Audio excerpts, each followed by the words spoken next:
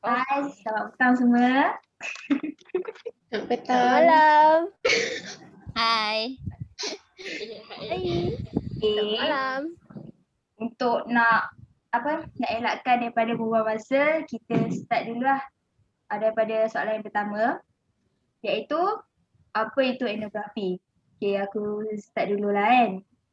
Ya, bagi aku etnografi ni dah macam secara umumnya kita sendiri tahu yang etnografi itu adalah buat kerja lampangan. Buat kerja lapangan, kutip data, lepas tu interview orang, duduk duduk belajar duduk macam mana cakap Duduk kat tempat. Duduk, kita kaji duduk orang kat tu. tempat orang tu, kita memahami, itulah, itu yang apa yang aku faham lah masa etnografi. Macam Dr. Sun pun cakap dia pernah pergi buat field work dekat satu tempat ni, and then ambil masa, and then walaupun dia lain daripada bidang, tapi aku setuju jugalah apa yang dia cakap, sebab dia lain bidang dia, tapi dia dalam masa yang sama dia buat etnografi tu. So macam apa pendapat korang? Macam Anis ada pendapat? Okay. So macam aku cakap, macam saya juga setuju dengan Cik Ijaz cakap. Sebab etnografi ni basically secara mudahnya lah, dia macam kita duduk dalam satu tempat ni, tempat kajian lapangan ni, kita tinggal dengan diorang, kita kenal local people kat situ, bercakap dengan diorang, nak tahu cara pemikiran dan cara percakapan orang lah. Macam Ija bagi contoh Dr. Sun tadi kan. Memang dia lain bidang kan, dia political science, tapi macam mana, sebabkan dia tinggal dekat Filipin kan. Balagan. Dekat kat Filipin Barangay tu.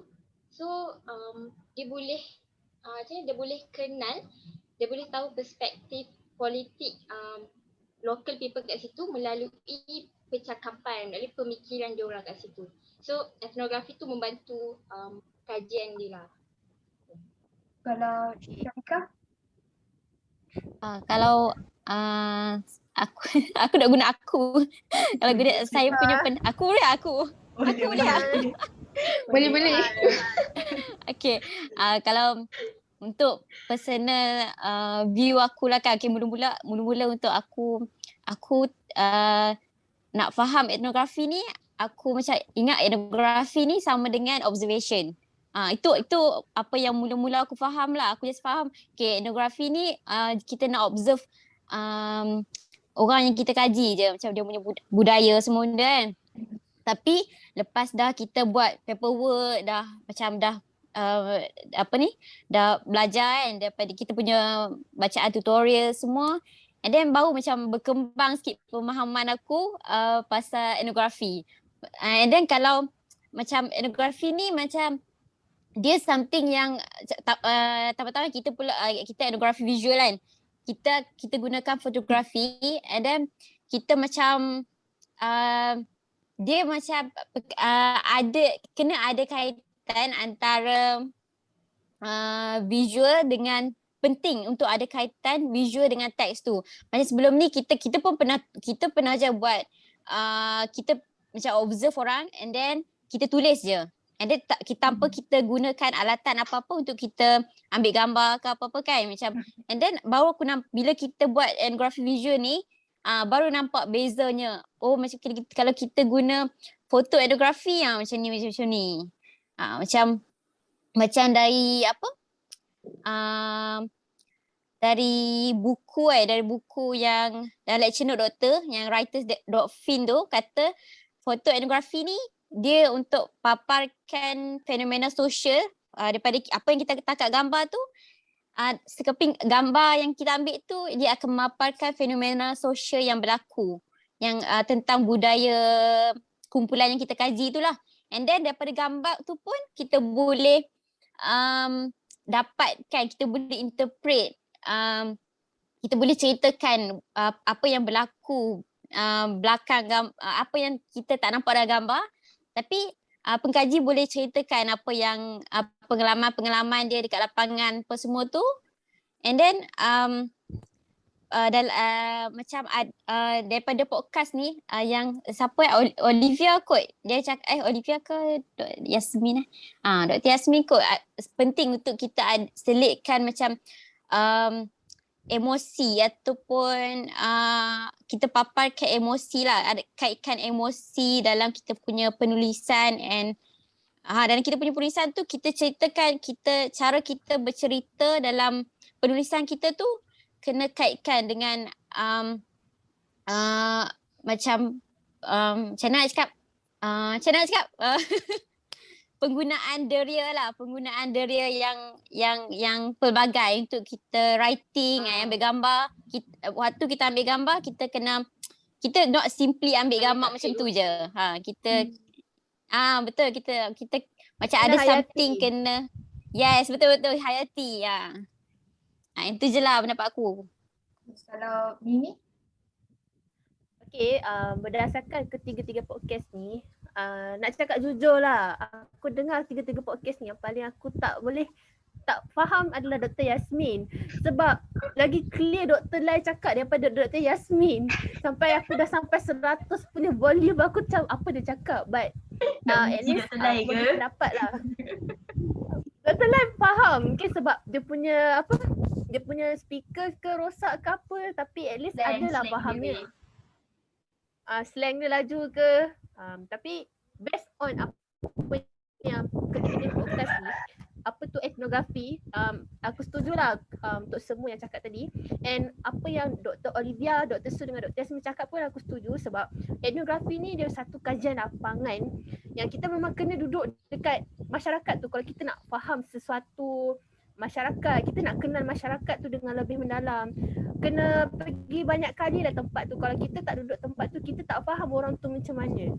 Untuk kita buat kajian pun kita tak faham. Macam Dr. Su cakap, dia duduk dekat Filipina dengan masa yang tak ingat 30 bulan tak silap dia cakap, untuk dia kenal masyarakat Filipina tu tentang politik, pemikiran dia, lifestyle dia, macam tu lah.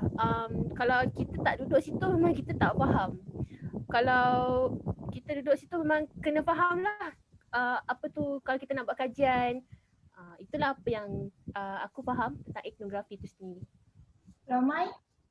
Okay, kalau macam kita kan, betul lah apa yang Pika cakap tu, sebab kita pada awalnya memang kita tak tahu etnografi tu apa. Kita just tahu pada dasar je kan, dia macam kita just observation semacam daripada kuliah, daripada kita punya projek, kita punya pembacaan artikel-artikel etnografi. So daripada conversation tu sendiri kita dapat tahu etnografi ni dia kajian yang lagi mendalam terhadap sesebuah komuniti tu, sebab kita nak tahu bagaimana mereka hidup dengan budaya-budaya mereka yang mereka amalkan lah. So benda tu berlainan dengan apa yang kita hidup. So kita kena mendalami sama-sama kan. So dia macam kaedah kajian yang tujuannya untuk kita nak mengamati komuniti tu in different level. Sama macam dalam conversation Dr. Lai dengan Dr. Sun, dia ada cakap pasal etnografi ni not just a background. Dia nak mengamati komuniti tu in different level. Kita punya, melalui kita punya experience masa kita buat kajian, kita punya wawancara, kita nak interpretasi. So benda tu memang memerlukan untuk kita sebagai pengkaji sama-sama untuk hidup dalam komuniti tersebut lah. So nak memahami makna dan juga pengalaman budaya komuniti tu, dia ambil jangka masa yang panjang. So itulah etnografi, dia memang kajian yang mengambil masa yang panjang. Benda tu mungkin salah satu keburukan kajian etnografi lah bagi kita, sebab masa yang panjang tu baru kita dapat macam kita kena ambil masa yang panjang untuk kita tahu macam mana kehidupan komuniti, tapi benda tu yang menghasilkan etnografi yang baik pada akhirnya kan. So itulah pendapat. Nak tambah, etnografi ni kan, kita kena sabar tau. Kalau kita tak buat dengan sabar, kita tak dapat hasilnya.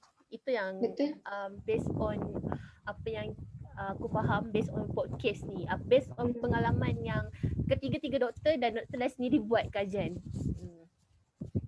Kan macam saya cakap tadi kan etnografi ni ambil masa yang panjang kan sebab siapa yang kita selalu tengok etnografi mesti melibatkan fieldwork, kajian lapangan. So based on kajian lapangan, saya aku dia ada 3 aspek lah dalam kajian lapangan ni, iaitu pertama dia ambil jangka masa yang panjang. Lepas tu penggunaan bahasa dengan kita sertai aktiviti dengan local people tu. So sebab tu macam doktor Yasmin kan, Dr. Yasmin dia ada penggunaan bahasa yang macam pelbagai kan, sebab dia mention yang dia ambil bahasa. Dia memang ambil language course German, English, European dengan non-European. So bagi saya dia macam kelebihan dekat Dr. Yasmin ni macam dia ada kepelbagaian bahasa lah untuk dia bawa dalam fieldwork dia. Sama juga macam Dr. Sun kan, dia kata dia belajar Tagalog kan. Betul. Bahasa Tagalog. Okey lah. Secara jujurnya lah kan. Korang suka tak tentang etnografi? Untuk nak buat kerja lapangan tu. Ada tak etnografi tu, ada tak benda yang korang suka dalam tu? Ada suka, ada tak suka. Ada. Ada. Okey, secara jujurnya,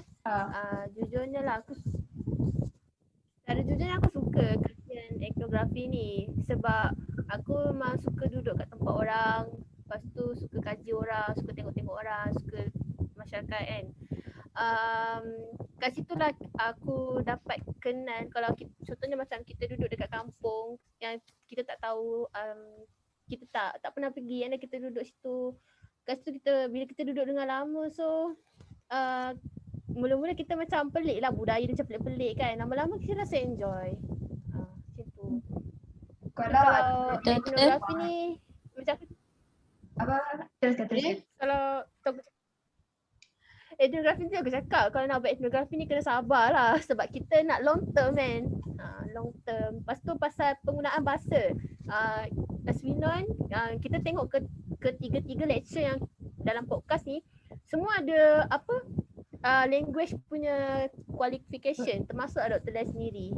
Jadi communication tu penting lah, and benefitnya kita boleh belajar bahasa asing kalau kita nak buat satu kajian tu. Ya, sebab dia itulah merupakan benefitnya etnografi yang connection tu kan, untuk komunikasi tu.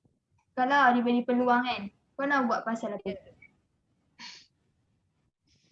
Aku suka buat pasal budaya masyarakat. Kalau korang? Kita mungkin ikut apa-apa cakap. Betul kan? Kalau korang lah. Kalau kita kan, kita mungkinlah ikut jejak Dr. Lai dulu kot. Tak adalah. Dia macam kajian orang asli. Macam benda tu menarik tau sebenarnya. Mai suka orang asli nak buat pasal orang asli tu tak tercapai. Tak tercapai. Tak dapat buat sebab COVID. Cakap pasal orang asli kan aku ambil Dr. Lai punya subjek selepas yang antro alam sekitar. Sebenarnya doktor cerita lah yang dia bawa student dia pergi jumpa orang batik. Sebenarnya aku jealous tau sebab tak dapat pergi. Betul. Salah satu nampak macam ada etnografi. Serius jealous sangat. Tengok ada yang tengok gambar-gambar saya saja nak bagi awak jealous.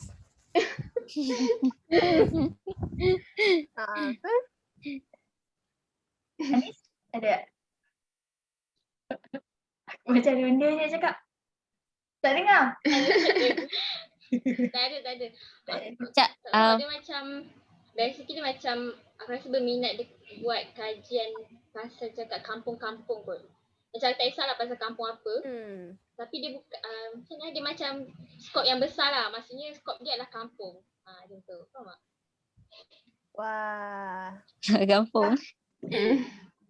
Actually kan etnografi ni dia macam kajian yang bagi kita lah, dia kajian yang unik tau sebab macam mana dia memberikan pandangan yang berbeza terhadap kehidupan sosial yang lain. So macam dia juga, kajian ni juga bagi kita dia dapat elakkan apa orang kata macam bias, macam pengkaji tu bersifat neutral kan dalam buat kajian, dia tak ada macam ada apa-apa stereotype. So macam benda Macam kajian tu bagus. Macam kajian dubuk ke? Macam kajian dubuk ke? Dubuk. Betul tu. Dia tak bias. Tak payah lagi dulu. Betul. Tak ingat dah. Tak habis lagi dubuk. So macam dia tak letakkan stereotype terhadap sebuah komuniti yang berbeza. So dia secara tak langsung lah dia macam dia tingkatkan keharmonian sosial dan dia memberi kesedaran dekat komuniti yang luar tentang kewujudan sesebuah komuniti yang terpencil. Betul lah, kalau tak ada etnografi ni kita tak tahu dunia yang sedalam-dalam. Betul. Setuju. Sebab macam Mai cakap tadi kan. Kalau dengar aku cakap. Dengar. Dengar. Ha? Dengar. Dengar ha. Macam kan kita macam kita kan buat kajian pasal sebab kita engage dengan people tau. So macam memang kita engage dengan people, so that's why kita macam perlukan masa yang lama untuk faham dia orang punya, betul-betul faham dia orang punya budaya. And then daripada kita punya pengalaman dengan orang yang kita kaji kan, tu macam rasa macam lagi macam buat kita hormat budaya dia orang, sebab kita faham sebab kita berada dekat dengan dia orang, kita communicate dan in long term kan. So macam tu bagi reflection dekat diri kita jugalah. Kita boleh macam applykan apa yang kita dapat tu, kita cuba appreciate kan benda-benda yang kita dapat dekat lapangan tu. Macam sebelum ni kita macam kalau aku pun macam condemn kau. Macam kalau aku pun untuk project paper ni kan aku buat pasal budak-budak kan, pasal kanak-kanak kan. Okay, pasal kanak-kanak, and then macam lepas waktu buat project paper tu macam sikit-sikit lah aku punya pemahaman tu berubah lah pasal kanak-kanak ni kan, pasal dia macam mana dia punya macam kehidupan dia orang kan, tambah waktu COVID ni macam bila kita buat kita engage dengan dia orang secara dekat, so lagi macam kita akan faham. So macam kita buat macam kita akan fikir macam ni dia orang punya kehidupan macam itulah. Lepas tu kalau untuk macam kalau Mimi cakap tadi kan, macam kalau kita kena faham bahasa dia orang kan, untuk lagi macam untuk faham dia orang kan. Macam kalau aku untuk project paper ni cara salah satu cara lah, sebab aku buat pasal kanak-kanak, and then dia orang pun cakap pun macam aku pelat tak faham kan. So macam cara untuk aku cara untuk aku communicate dengan dia orang tu is aku buat few activities lah, buatlah something yang boleh tarik perhatian dia orang lah. Macam tu pun aku rasa salah satu kind of way untuk kita communicate dengan subjek yang kita kena fikir aku kena berfikir dululah cara untuk kita communicate dengan subjek dekat lapangan ni. Dia puas tak buat kerja ni? Puas tak? Tak puas? Tak kan. Sebab aku punya topik pun macam last minute lah aku tukar. So macam kejap lah aku buat. Tak puas sebab kerja lapangan kan dia kena long kan time dia, tapi kita mungkin dia kan sikit. So dia macam tak Kejap best lah. lah benda tu. dia tak best. Satu lagi Kak, apa Nis? Tak tadi. Anis masih nak cakap tadi tu. sebab line aku slow. Dia macam sekat-sekat. Okay. Anis sekat-sekat. Tak apa Anis, Okay. teruskan Anis. Okay tak, pasal tadi macam Pika cakap kan, macam ni macam cakap pasal reflection tu kan. Sebab aku rasa macam salah satu goal etnografi ni adalah bila kita buat fieldwork ni adalah untuk kita kenal diri kita melalui orang lain, melalui kelakuan ataupun cara hidup betul. orang lain lah. Sebab macam apa? Sebab macam Dr. Yasmin ni kata etnografi ni adalah mengenai discovering question lah, macam meneroka persoalan. So bila kita tengok lifestyle orang, kita macam kenapa dia macam tu, kenapa dia macam tu kan. So kita macam jadi, kita nak explore, kita nak tahu pasal benda tu kan. Lepas tu macam kalau kaitkan dengan Dia curious. macam kaitkan dengan experience Dr. Sun yang pasal apa macam Pasal YB kot. politik. YB bagi bagi tu kan, meeting kata tu. collection Dia ni. bagi hadiah. Kalau kita pun macam memang secara logik kita macam tu mesti macam rasuah kan, corruption kan, betul kan. Tapi diorang anggap benda tu macam satu Biasa. penghargaan lah, Penghormatan. satu penghormatan macam tu kan. So macam dari situ kita macam tengok, dia tengok macam ni satu perspektif yang lain pasal kehidupan orang. Kalau kita nampak macam tu tapi diorang anggap macam tu. Rasa macam kalau boleh kaitkan juga dengan artikel dalam betul. bacaan yang aku baca kan. Macam dalam artikel yang National Geographic yang aku buat tu pasal intersection of gases kan. Gas tu ada macam-macam jenis tatapan. So salah satunya adalah mengenai refracted gas. Maksudnya macam pandangan yang boleh bagi self reflection kat kita. Macam dalam artikel tu dia cakap lah yang bila orang pengkaji National Geographic ni dia ambil gambar orang-orang kat situ, dia macam ni non-westerner kat situ, subjek kajian diorang tu macam excited sebenarnya tengok gambar-gambar diorang tu sebab bagi diorang macam gambar-gambar tu boleh macam ni diorang boleh kenal diri diorang melalui gambar yang ditangkap tu. So dia macam ni reflect diri diorang lah sebab macam zaman dulu dia macam kita tak terdedah dengan diri kita sendiri kan. So bila kita tengok dari sudut pandangan orang lain, kita macam dapat kenal diri kita sendiri. Macam tu lah. Faham tak? Sekejap rasanya kita boleh stop sekejap kan. Nanti sambung pukul 10. Boleh tak? Boleh. Sekejap. Sebelum tu aku nak tengok dulu. Ada Sekejap, part mana? Okay. apa? Okay. Apa Mai? Dekat part mana? Okay tadi part tadi yang kedua tu kita dah habis kan. So kita pergi ke part yang seterusnya lah. Terus. Okay? Boleh tak? Ke nak cakap lagi pasal yang tadi? Boleh. Boleh. Tak ada kot. Boleh. Tak kisah mana. Okey je. Okay. Jadi kita dah buat pasal kajian kita ni. So mestilah setiap orang ada pengalaman kan? Jadi ada pengalaman? Ada Wiwi. Okay, jadi apa pengalaman kerja lapangan korang? Seorang-seorang dulu lah. Anis dulu lah start lah. Aku last dulu. Anis. Anis start dulu. Okay. Okay. Basically, macam ni sebabkan macam ni research kita ni macam yelah projek kita ni macam projek kita ni jadi limited disebabkan COVID, PKP semua ni kan. So aku rasa dia macam aku akan lebih tekankan dalam penceritaan lah, dalam penulisan maksudnya. Sebab macam ni, sebab kita nak kasih gambaran apa yang kita lalui dalam projek tu. Tapi takut tak sampai sebab macam ni, sebab dia limited lah. Macam dalam gambar pun limited. Kita nak pergi observe dekat kawasan tu pun limited.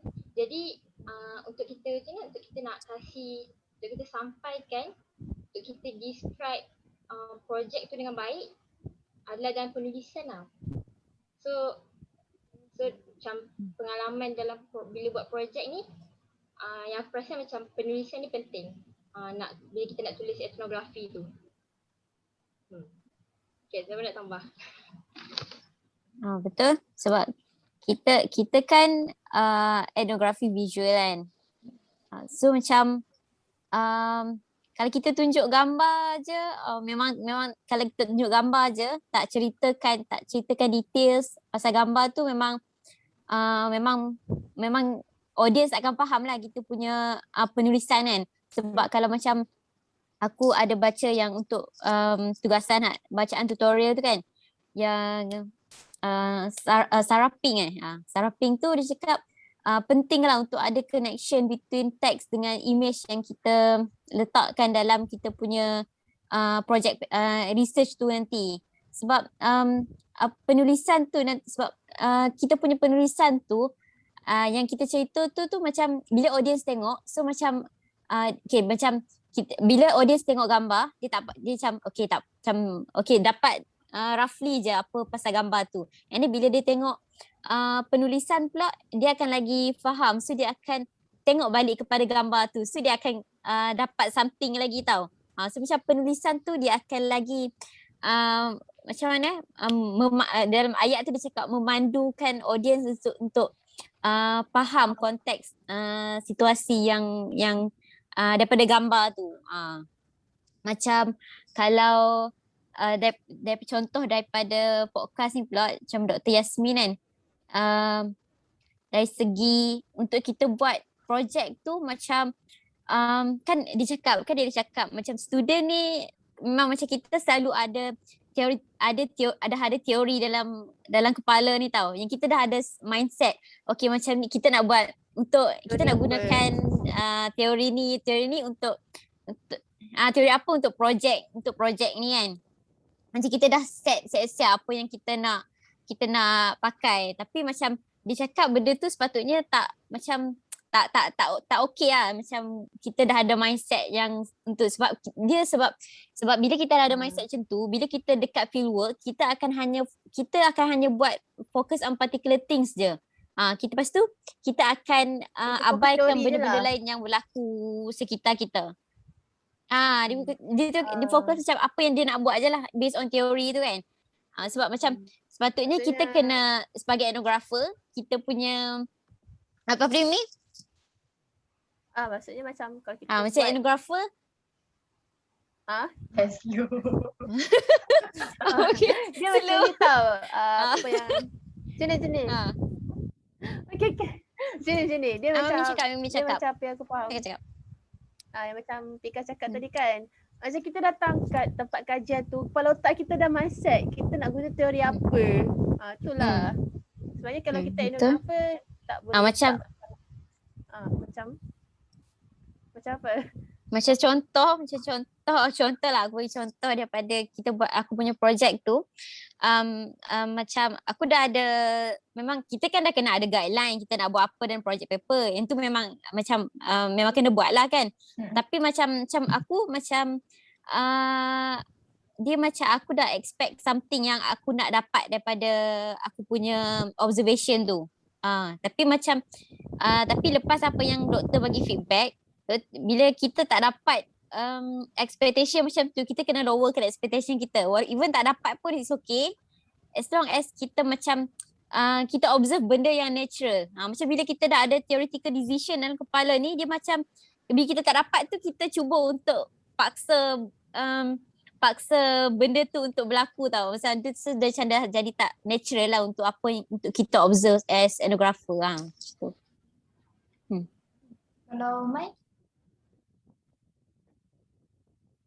Kalau macam kita kan, macam mana nak bandingkan etnografi kita ni benda yang macam biasa je, tak macam pengkaji-pengkaji lain kan. Diorang dah macam, diorang punya kajian besar kan. Kita macam benda biasa, kita pun buat dalam kajian dalam ahli keluarga je. So macam, tapi walaupun dalam ahli keluarga tu terasa jugalah jugalah susahnya kan. Macam mana kita nak approach kita punya experience family kita pun kita susah juga nak ajak dia untuk participate dalam kita punya kajian ni.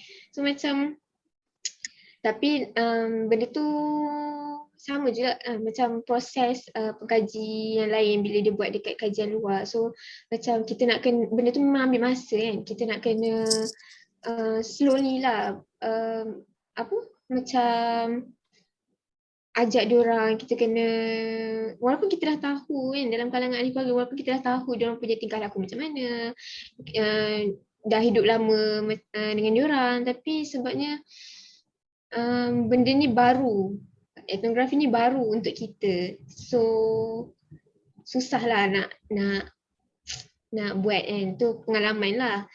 Tapi daripada penulisan pembacaan etnografi daripada pengkaji-pengkaji luar tu sedikit sebanyak membantulah. And daripada segi penulisan tu macam Pika cakap, dia macam related dengan gambar kan. So benda tu membantu kita punya kajian supaya nampak lebih menarik kalau penulisan kita tu menarik. So nak so macam Anis cakap, kita kena bagi perhatian juga dekat penulisan etnografi kita. Macam mana kita suka orang baca kita punya kajian. Macam mana kita suka baca orang punya kajian supaya kita tak rasa bosan. Like macam kita baca novel, kita macam nak tahu kan apa selepas ni. Macam kita baca yang pasal Dubuk Cik Mimi tu. So macam tapi tu doktor macam dia macam, sebab dia ada team tau. Setiap penulisan tu dia ada team. So benda tu memudahkan pembaca lain baca kita punya kajian.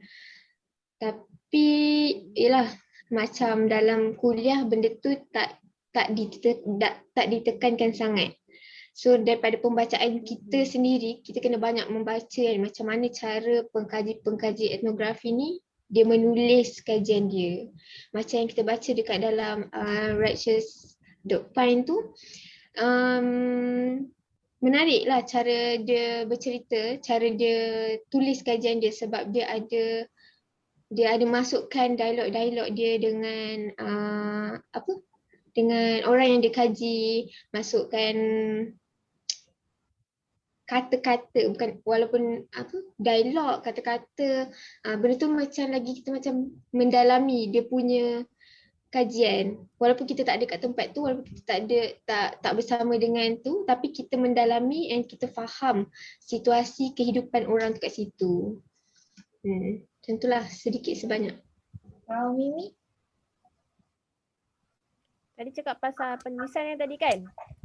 Pengalaman macam bagi yang macam aku, pengalaman kajian aku yang bagi aku penulisan tu penting sebab contohnya kan, macam aku ambil gambar sekolah.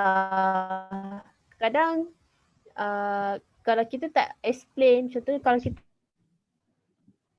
ataupun kalau kita ambil gambar, contohnya macam kajian aku buat dekat rumah. Lepas tu macam kita ambil gambar, lepas tu kita tak explain apa dalam gambar tu, takut kadang-kadang takut orang salah faham. So penting lah yang penulisan tu penting lah kalau kita nak buat satu kajian tu. Kalau gambar je susah sikit, tapi penulisan dengan gambar tu perlulah untuk kita bagi tahu jalan cerita kita tentang kajian kita, untuk kajian kita lagi menarik. Misal kita buat salah satu jalan cerita lah gambar tu dengan penulisan tu. Kalau kita tak tulis penulisan, takut orang salah faham, takut orang tak faham. Itulah. Okay, macam tak nak sikit je. Jadi macam penulisan etnografi ni dia macam perjalanan pengalaman kita dalam projek tu. Itulah. Betul. Kalau gambar je. Ya, kalau aku macam pengalaman buat kerja lapangan ni kan, susah sikit lah sebab aku ada duduk USM. Jadi bukan aku seorang je duduk USM, yang macam classmate kita pun ada duduk USM juga kan. Dan confirm diorang akan buat benda yang sama. Jadi macam aku kan, bila time nak buat tu, aku tak tahu nak buat pasal apa. And then orang pun sikit kat sini. Lepas tu budak-budak pun benda yang sama je aku nampak. Jadi macam aku yang buat pasal penjagaan diri kan. Penampilan diri, jalan tu. Walaupun diorang tu kawan sendiri, tapi bila nak photoshoot tu, diorang nak photoshoot diorang and then nak buat macam soal selidik interview dengan diorang tu, dia macam susah sikit lah. Dia macam kalau kawan sendiri pun macam dia ada feeling sikit lah macam diorang jadual diorang tak sama dengan kita and then nak nak macam tolerate dengan diorang pun macam susah sikit lah. Tapi yang paling best sekali ambil gambar diorang lah. Kalau ambil gambar diorang je mesti crack. Faham tak? Mesti ada yang gelap yang lebih, gambar sikit je. Macam tu lah pengalaman. Tapi best jugalah jadi kita buat kajian ekno ni sebab dia macam melatih kita nak jadi fotografer. Kalau macam aku memang minat untuk nak ambil gambar ni. Tapi cuma aku tak berapa nak minat type tu, nak tulis tu. Memang zero gitu lah. Tak tahu Kalau nak aku, buat. kalau aku terbalik je. Aku terbalik, aku suka menulis. Kalau aku suka menulis. Macam, tapi gambar sebab aku tak expert ambil gambar. Aku lagi suka menulis berbanding ambil gambar. Literally kan macam Dr. Lai kan selalu cakap kan yang macam fotografi ni dia kena practice kan. So macam tu juga macam tu jugalah dengan penulisan. So penulisan ni aku rasa dia macam cara untuk kita practice tu dengan banyakkan baca jenis artikel orang lain tu lah. So kita boleh nampak macam mana gaya penulisan dia. Kita boleh kita boleh macam tahulah macam mana teknik dia menulis, macam dia nak selitkan budaya komuniti tu dalam projek dia orang. So sebab tu macam doktor macam Olivia dalam podcast kan. So Olivia ni dia ada kata yang penulisan etnografi ni dia melibatkan kerja akademik. Sebab before kita macam Pika cakap tadi, kita bukan start dengan teori tapi kita sebab masing-masing ada teori sendiri. Tapi kita kena revealkan satu-satu. Macam kita study dulu, analyse dulu, study, fahamkan, lepas tu baru kita interpret and kita hasilkan teori tu. So macam keputusan teori tu adalah bergantung kat kita sendiri. So itu yang dinamakan Dr. Olivia kata tu macam kita kata sebagai kerja akademik lah. Lepas tu macam dalam tutorial bacaan dalam artikel Intersection of Gazes yang pasal National Geographic tu kan ada yang 7 tatapan kan. Tatapan yang terakhir pasal academic spectator, maksudnya pemerhati akademik lah. Kiranya kat situ dia tetap tekankan yang penulisan ni pun bukan macam main saya saja tulis. Dia macam kita kena macam ni, kita kena macam tahu yang benda ni akademik punya lah. So pembacaan teori kita tu, bacaan teori tu based on jenis artikel yang kita dah baca tu akan guide kita untuk tulis dalam penulisan etnografi tu. Macam tu. Nak tambah sikit kan? Tambah. Ijaz sila. Tambah apa? Ijaz sila. Siapa? Tak, nak tukar question. Oh, okey boleh lah. Tapi nak tambah sikit je lah. Sikit boleh tak? Boleh. Apa dia? Ada masa. Boleh Pika boleh. Boleh. Macam kan kalau kan dalam podcast ni pun Dr. Lah ada tanya kan macam mana nak buat etnografi ni accessible ataupun popular lah kan, macam mudah kan. And then Dr. Yasmin pun ada cakap penting lah untuk kita tengok balik kita punya cara dalam storytelling tu. Dengar tak suara aku? Dengar. Dengar kan? Okay. Lepas tu sebab dalam buku Sarapin pun dia ada cakap lah untuk pembentukan kita punya penulisan dengan gambar ni penting. Dan kita punya writing ni pun towards apa, macam dalam buku tu kan dia cakap sama ada penulisan kita ni akan toward analytical ataupun evokatif yang macam membangkitkan perasaan. Macam kalau kau ingat waktu tutorial dulu ada cerita pasal artikel Harper kan, yang macam dia cerita pasal tu salah satu artikel yang aku rasa yang dia punya penulisan dia tu advocatif yang membangkitkan perasaan pembaca. Emotionally So tu salah satu cara lah. Tu macam Mai cakap tadi kan, bila kita nak audience faham apa yang kita nak sampaikan tu. So macam bila membangkitkan perasaan emosi audience ni macam okey, dia lagi membuatkan pembaca tu lagi tertarik tau. Dia akan membuatkan pembaca tu rasa juga apa yang pengkaji tu cuba sampaikan melalui pengalaman dia tu. Yang tu je lah. Boleh next question. Okay, apakah cabaran ataupun refleksi korang tentang etnografi? Mimi left tu. Mimi left. Internet ada kot.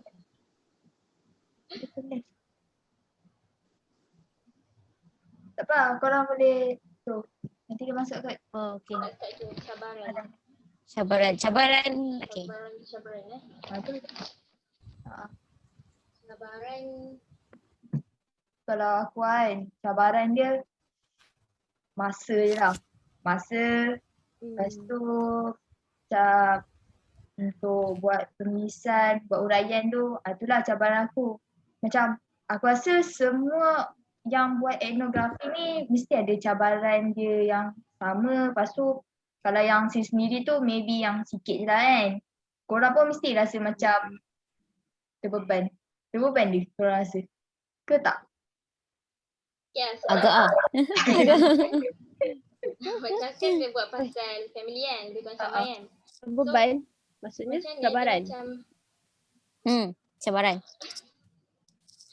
sebab aku macam buat pasal family kan. So dia macam macam bila kita nak tulis, nak ambil gambar semua tu, macam kalau boleh kita tak nak ubah culture tu ikut apa yang kita nak. So macam aku tak nak macam buat sini je kan. Aku tak nak yang macam berlakon sangat macam tu lah. Sebab kita macam pasal family kan. Kalau boleh kita tak nak orang kata kita macam bias. Tak. Jadi macam orang fikir macam Betul. kita yang paksa dia buat macam tu. Macam tu. Padahal tak lah. Sebab Tak spontan lah ni. sebab patutnya macam projek ni macam projek ni patutnya kita talking culture, bukan organized culture. So maksudnya kita observe dia orang, bukan kita nak susun atur dia orang macam mana, macam buat sini macam tu. So macam ni apa tadi yalah so itulah macam benda yang macam susah dengan projek aku sebab Family. dia macam family, so kita tak nak nampak macam orang kat kita bias. Sama lah macam aku kan. Kan macam aku kan lebih pada kawan, and then ada satu part tu untuk penjagaan muka yang diorang kena nak cuci muka. So aku macam, ada ke orang cuci muka pakai tudung? Dia macam tak logik kau tahu tak? Tapi bila untuk projek, terpaksa lah buat benda tu. Macam cabaran juga tu. Macam makan ke, diorang sapu krim ke apa ke, kena pakai tudung, macam tak logik je lah. Terpaksa. Terpaksa lah. Lain-lain ada tak? Sampai mana? Cabaran Mana tadi? Apa Cabaran. dia? Cabaran. Ni. Banyak Dah orang sama cabaran. je cabaran kita dengan Anis pasal keluarga. Family. Family kan. Macam kadang-kadang tu nak ambil gambar dia orang pun kan. Susah. Kena ejek dulu. Cabaran lah tu kan. Kena ejek dulu. Kenapa tiba-tiba nak ambil gambar kan? Benda tak biasa tau. Benda tak biasa. Macam aku pun terbiat ni nak ambil gambar orang pula kan. Macam susah lah. Bagi kita susah lah nak buat benda yang baru yang kita tak pernah buat. Lepas kita nak tiba-tiba nak apply. So, macam Anis cakap nak elak bias. So, macam benda tu tak boleh paksa kan. Kita nak tengok macam kita yang buat rutin kan. So benda tu macam yang okay, pagi, petang, malam, apa yang diorang buat. So benda tu macam kena real lah. Itulah cabarannya. Kadang tak semua hari pun benda yang sama. Rutin. Itu je lah kot. Ini ada Kes aku macam COVID. Kes aku yang COVID. COVID. Hah? COVID tentu. COVID. COVID of course lah macam bahasa Sebab- COVID. Yelah sebab aku punya kajian kan pasal sekolah. Kena pergi sekolah tu. Nak masuk sekolah tu lagi. Tapi sebab ni pun berkaitan etika actually kita kena minta izin pengetua kan. Tapi disebabkan mak aku cikgu, jadi kalau masuk guard tu pun dah kenal. So dia bagilah masuk. So daripada situ lah memang peluang untuk aku ambil gambar lah kat situ. Tak ada etika ni. So actually dah siap dah siap surat dah nak bagi pengetua tu. So alamak, tak apalah kita buat secara haram ni. Tak apalah. Pika buat pasal budak-budak. Pasal budak-budak. Weh. Pasal budak-budak ni memang mencabar lah kan. Sebab macam kalau Awal, sebelum ni pun kalau aku nak buat pasal kanak-kanak, tapi macam aku nak observe apa. Aku macam zero, aku nak observe apa macam takkan nak observe dia cara dia orang bermain. Macam tu je kan. Macam tapi macam lepas doktor advice tu kan pasal boleh buat create games kan untuk tengok dia orang punya reaction untuk game yang kita buat tu semua. Macam okay lah kalau macam game tu macam benda menarik sebab budak-budak kan. So macam aku pun kena fikir benda-benda yang menarik yang boleh attract dia punya attraction tu. Tapi macam kalau untuk hubungan dengan dia orang ni pula macam dia orang kan memang dah rapat dengan aku kan. Tapi sebab macam kadang-kadang aku pun rasa bila aku buat projek, bila buat takat gambar semua tu, aku pun rasa macam kadang-kadang aku jujur lah aku macam paksa dia orang buat certain things tau. Lepas tu macam tapi macam tak adalah macam semua tau, sebab that's why aku more on observe dia orang punya reaction, dia orang punya behavior dekat games yang aku fokus tu games yang aku buat tu. Aku tengok dia orang punya reaction. So macam tak adalah macam aku terlalu macam macam dah construct dia orang untuk buat benda ni. Tambah-tambah dia orang ni budak-budak kan. Lepas tu bila kita tak macam dari segi soal macam etika tu, aku kena pandai main dengan dia orang punya emosi. Dia punya emosi biasalah budak-budak kan. Apa ni? Soalan. Itulah macam Vika cakap tadi kan. Macam kena main dengan emosi dia orang tu kan. Macam time buat projek tu dia orang macam ada rasa bosan lah. Macam asyik main game. Macam dia orang macam budak-budak cepat bosan kan kadang-kadang. Tapi maybe kalau macam untuk macam contohlah untuk further projek pasal kanak-kanak kan. Maybe macam kita kena tengok peringkat umur budak-budak tu juga kot. Macam kalau aku budak-budak tu 5 dengan 2 tahun lebih macam tu. Maksud dia orang tak tahu pun nak express emotion tu. Bosan tu dia orang just tahu seronok je. So macam aku tak boleh lah nak so that's why macam apa yang aku boleh observe macam dia orang punya reactions je lah. And then plus dengan interview daripada parents kan. Macam tu je lah aku punya nak sokong aku punya untuk huraian untuk penulisan. Macam tu je lah. Okay untuk nak macam apa ni? Macam dalam podcast Yasmin juga kan. Kan kalau tak salah aku lah yang aku faham lah kan. Kan dia ada macam masalah nak faham bahasa dia orang time dia nak minta makanan. Dan nak makanan kan bertahan. Dia macam susah nak minta makanan tapi dia macam susah nak berkomunikasi dengan dia orang kan. So lama-lama dia macam dia practice dengan kids tau. Dia practice dengan budak-budak kan sebab apa? Sebab macam doktor kan saya pernah cakap kan macam kids are the best to make stable relationship. Maksudnya macam budak-budak ni paling best lah, paling mudah lah untuk kita build Yelah dia ikut je apa kita cakap. kan? Sebab tu mungkin betul. kita boleh slowly practice dengan budak-budak lah kalau apa-apa pun. Uh, ya, Hmm. untuk Ni yang Mimi. oh Mimi, Ya, cabaran kau. cabaran Okey, tadi kan dah cakap. Oh COVID je. Cabaran Wah. Kak Atika.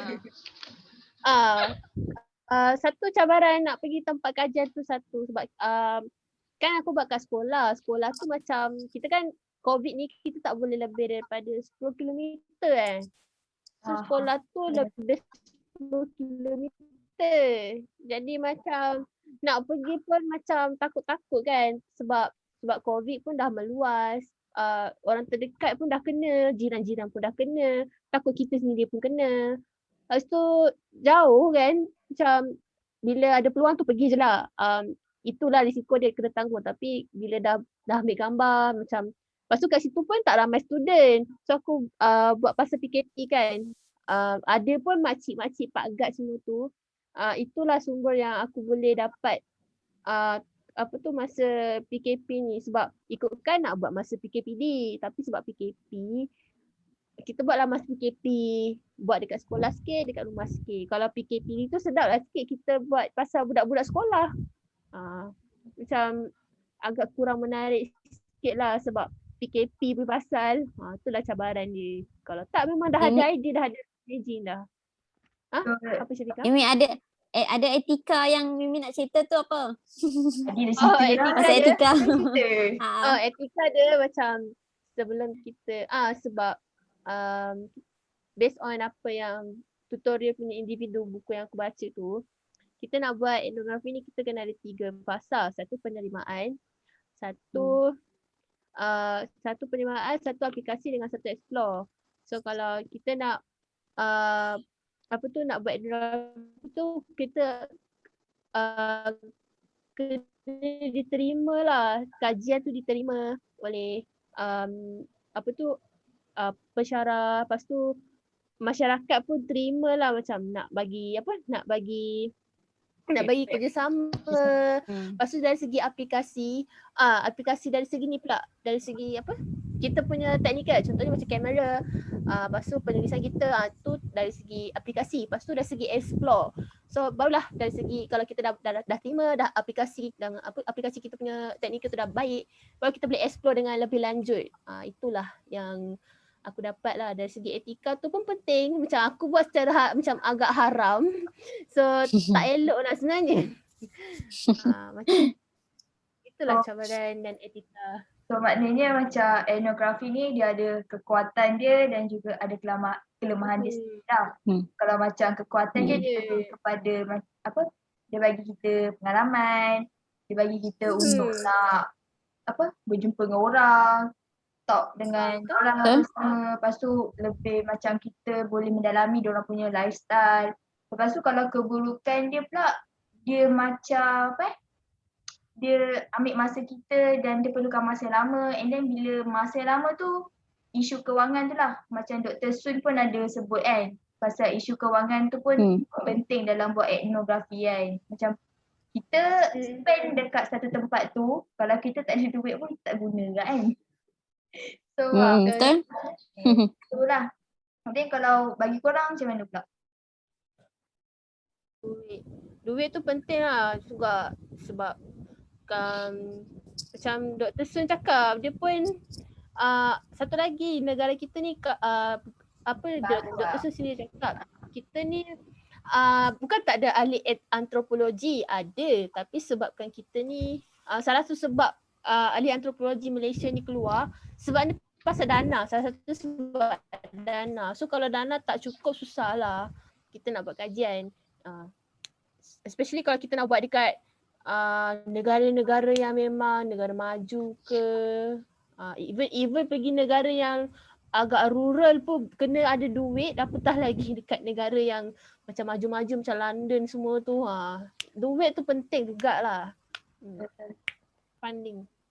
Macam kalau zaman sekarang yang COVID ni pun rasa pun macam satu Duit kekurangan juga kan.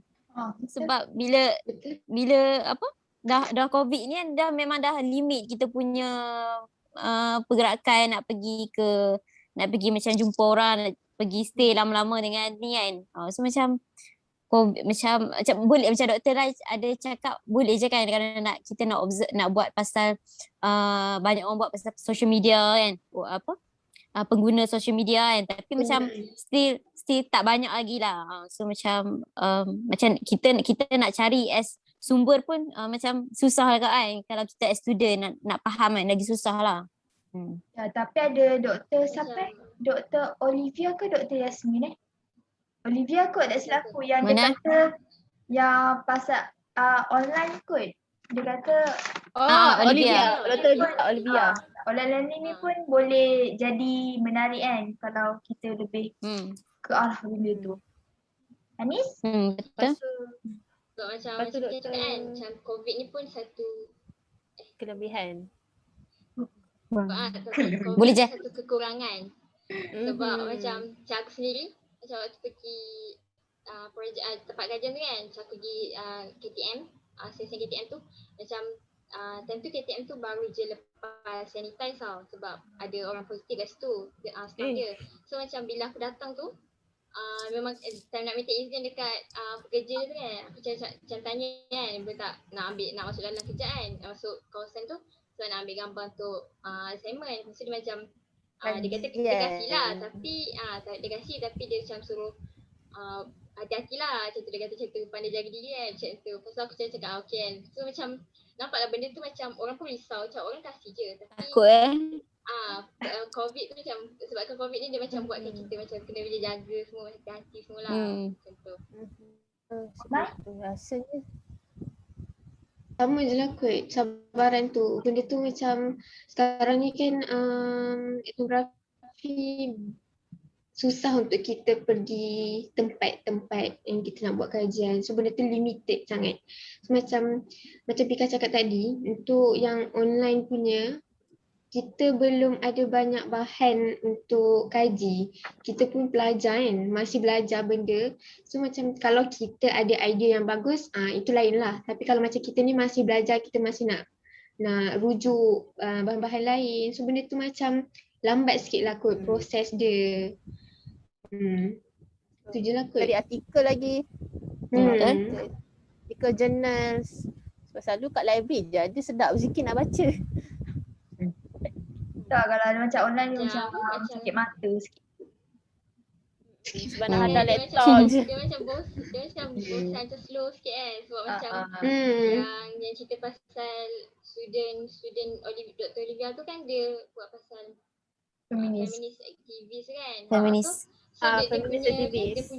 dia punya pendekatan tu dengan buat macam ni lah, buat macam Zoom kan, buat macam meeting online je macam ni kan.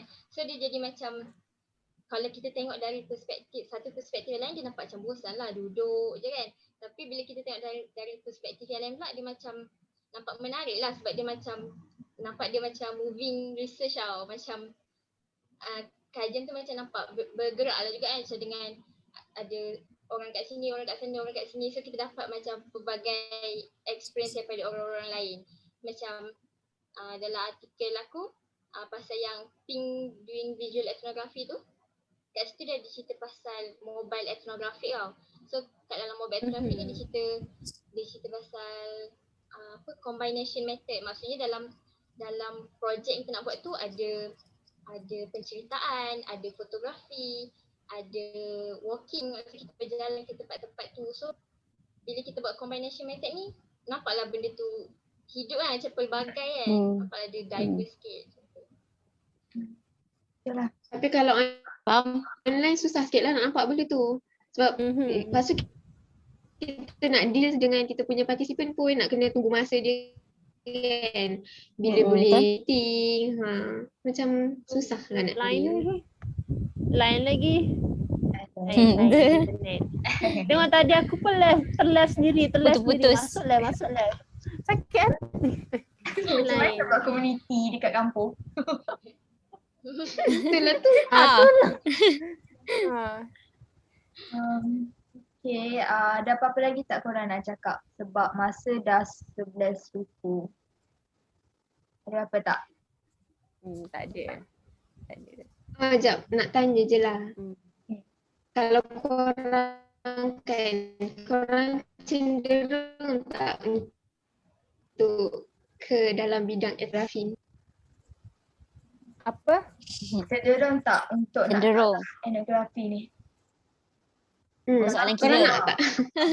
Kalau etnografi visual ni aku Cenderung lah. sangat. Cenderung juga lah. Kalau Kalau- etnografi, Dia macam menarik untuk Etnografi visual dicuba. lah. Sebab dia ada gambar kan, dia tak membosankan. Kalau penulisan je dia macam aduh bosannya, aku bosan juga nak baca. Macam tu lah sebab tak suka baca. Betul setuju. Kalau etnografi visual, Tak. yes lah. Hmm. Kalau macam penulisan tu. Tapi kena ada penulisan kan? Apa? Yelah kan, tapi Kena ada kalau penulisan dia- saya. Penulisan tu yang akan kuatkan gambar.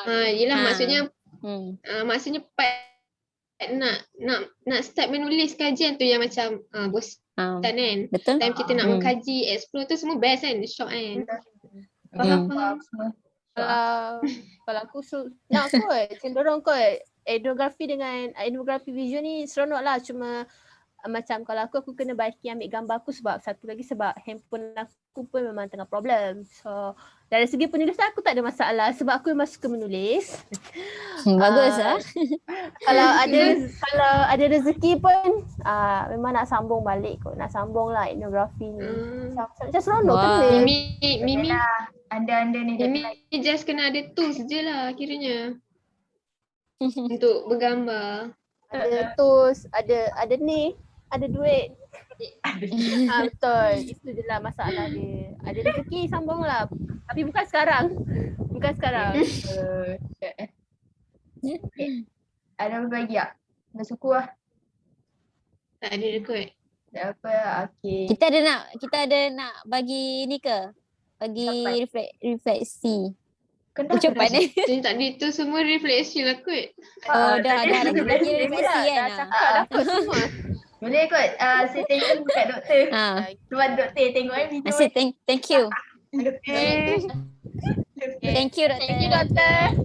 Doktor. Walau jadilah aku. Okay. Jumpa lagi. Jumpa lagi. Okay. Bye. Ada rezeki jumpa korang Bye lagi. doktor. Thank you. Bye doktor. Thank you. Okay, sekejap aku stop dulu. Sabar ya. Okay.